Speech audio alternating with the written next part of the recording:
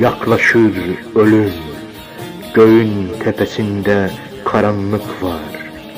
Beni sorma, ben karanlık dünyanın insanıyım. Aşk dünyası bize göre değil, ben erkek dünyasında yaşıyorum. Ben kavganın çocuğuyum, bir sivri bıçak ucuyum. Ah lele, şu kara zindanlar, yorgun voltalar.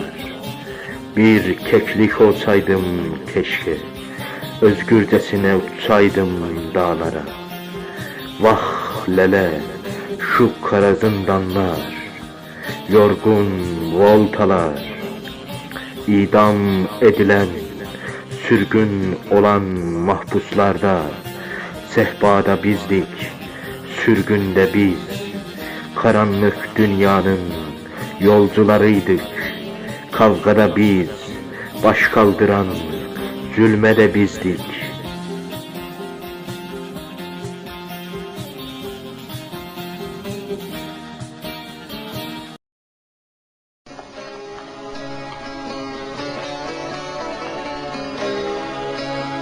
Karanlık dünyadan gelmiştik, zindanlara doğmuştuk Yusuf misali.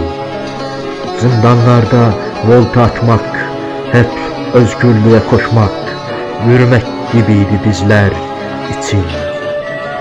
Hep koştuk özgürlüğe, varamadık, yine mahpus, yine zindan.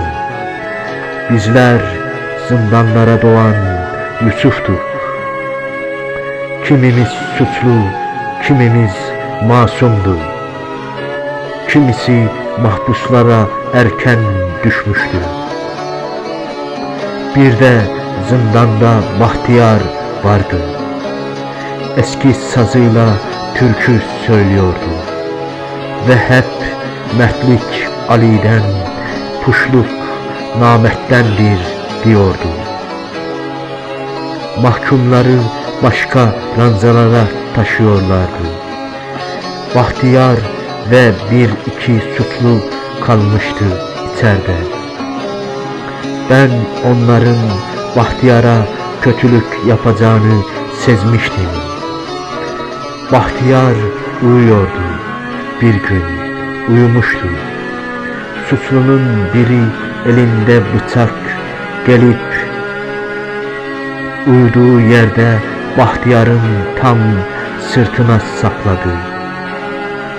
Ve Bahtiyar'ın son ağzından çıkan lafı dönüp arkasına bakarak "Tfu namert" sözü oldu ve Bahtiyar öldü.